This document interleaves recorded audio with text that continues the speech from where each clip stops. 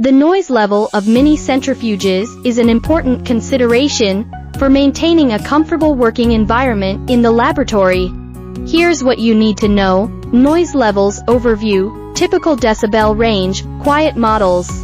Below 50 decibels, dB, similar to a quiet office. Louder models.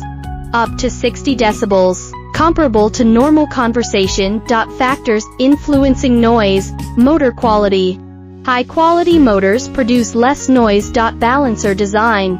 Balanced rotors minimize vibrations. Sound isolation features, enclosures. Some models feature sound-reducing enclosures. Rubber feet, absorb vibrations, and reduce noise transmission. Usage patterns, intermittent use. Noise levels may be less critical. Continuous operation. Quieter models are preferred. Laboratory environment, shared spaces. Lower noise levels are preferred. Isolated areas.